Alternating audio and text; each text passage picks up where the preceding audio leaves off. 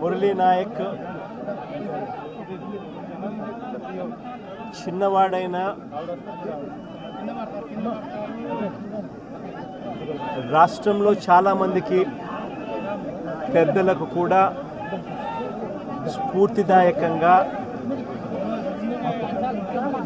ఒక పెద్ద వ్యక్తిగా ఎదిగాడు తన చావుతో. భారతదేశం కోసం తాను పోరాడుతూ తన చావు వల్ల అనేక మంది మిగిలిన అన్నదమ్ములు అక్కచెల్లెమ్మలకు రక్షణిస్తూ తాను ప్రాణాలు కోల్పోయాడు. అలాంటి మురళిని తేడమైతే వెనక్కి తాలేము,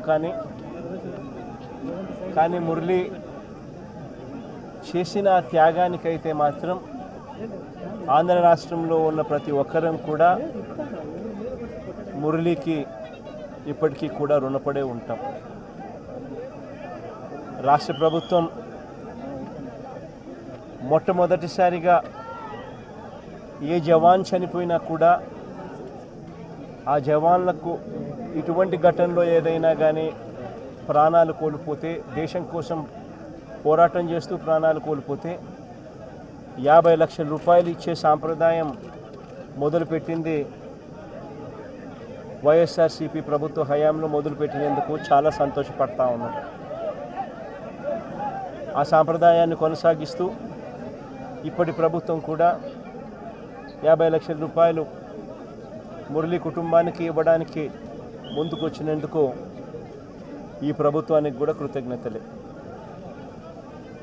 పార్టీ తరపు నుంచి అన్ని రకాలుగా మురళికి అండగా తోడుగా ఉంటాం. పార్టీ తరపు నుంచి ఒక 25 లక్షల రూపాయలు వైఎస్ఆర్ కాంగ్రెస్ పార్టీ తరపు నుంచి అండగా ఉంటూ ఆ కుటుంబానికి తోడుగా ఉండే కార్యక్రమం చేస్తాం.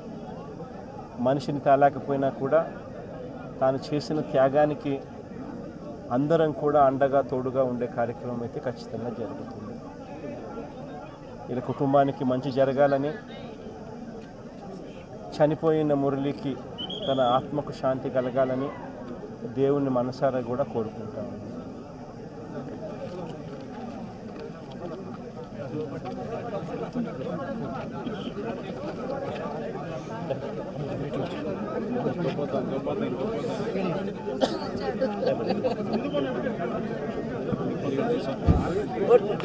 కోటి కోటి ధన్యవాదాలు సార్.